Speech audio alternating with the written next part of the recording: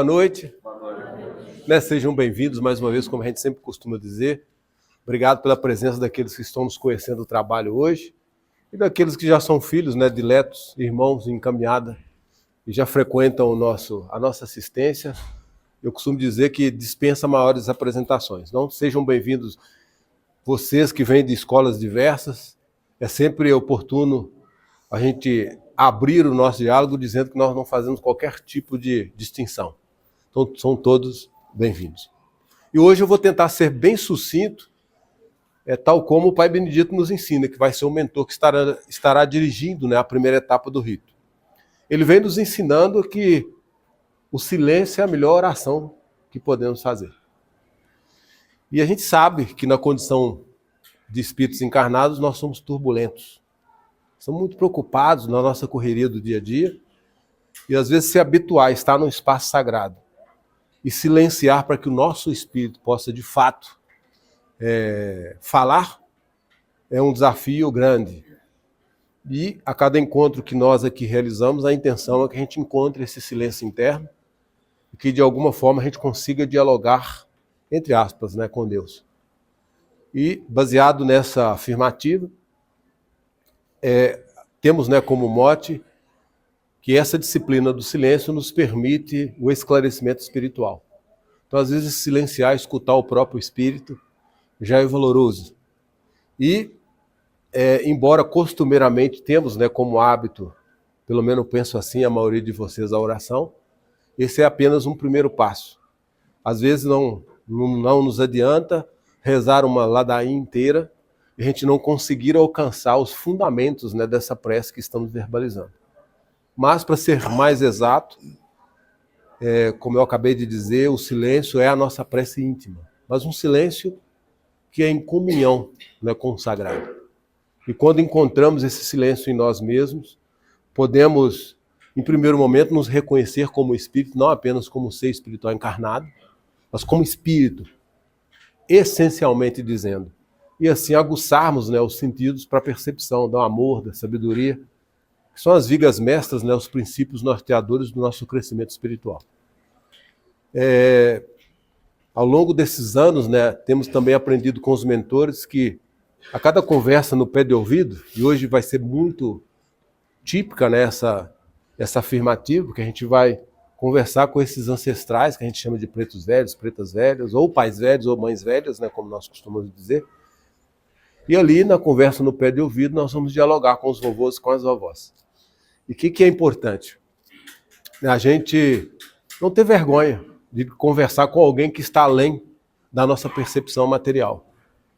E escutar com atenção, essa é a reta atenção para que, através da intuição, a gente consiga acessar arquivos às vezes esquecidos. E os mentores têm essa capacidade de mexer com o nosso interior e nos permitir visualizar às vezes aquilo esquecido ao longo das eras.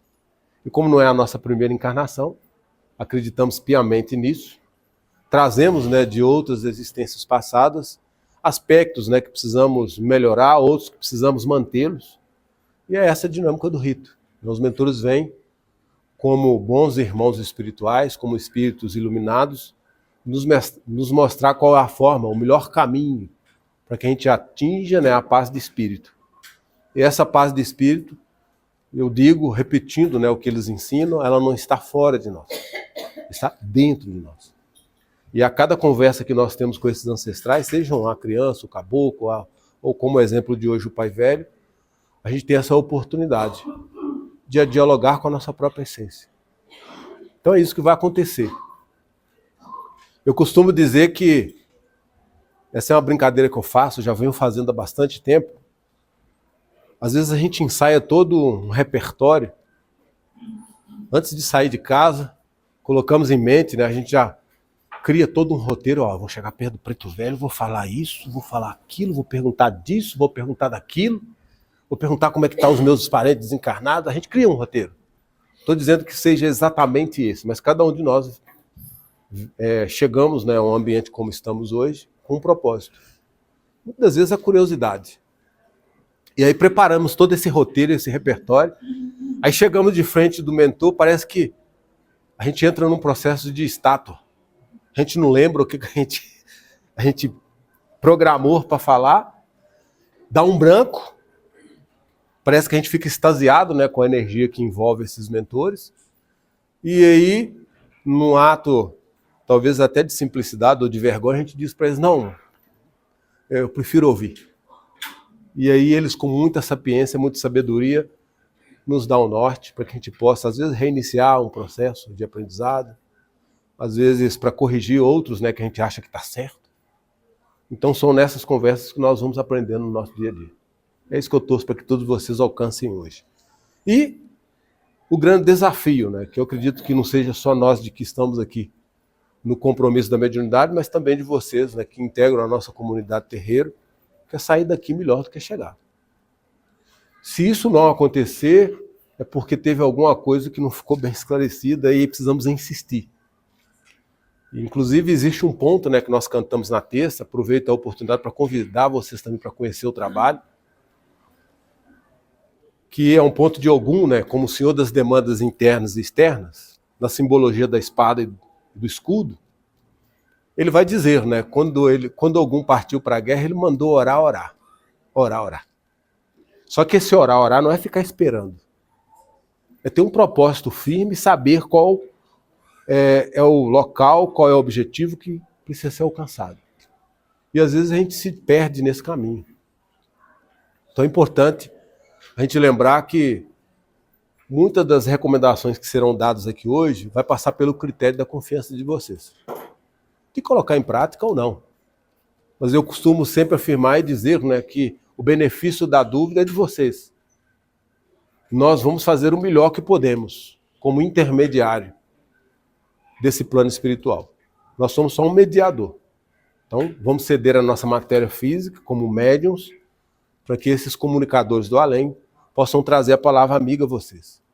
Então, essa é a nossa função. Podem ter certeza que nós nos preparamos ao longo desses 15 dias para oferecer o melhor que nós temos. E esperamos de vocês que vocês também recebam da espiritualidade o melhor que eles podem oferecer. No mais é isso, um saravá fraterno, né, a todos, que é uma linguagem comum, né, de terreiro, né, saravá, que a natureza seja movimentada em nosso favor. E essa natureza ela pode ter uma interpretação objetiva ou subjetiva.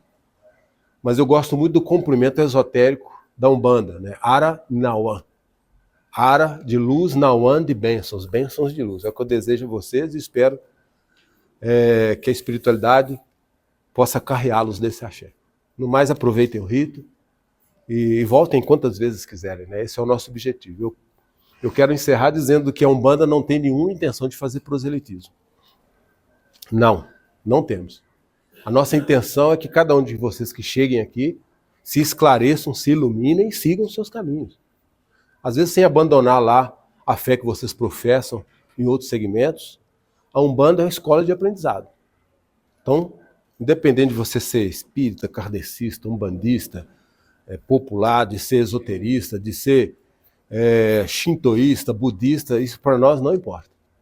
O que nós entendemos é que esse ambiente, como sagrado que o é, se torna uma escola nesse momento. E todos nós temos a oportunidade de aprendermos.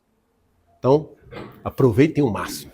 Né? No mais é isso, vamos ao nosso rito, sem mais delongas. Hoje eu falei do silêncio e começo a falar demais. Aí não dá certo, né? Saravá.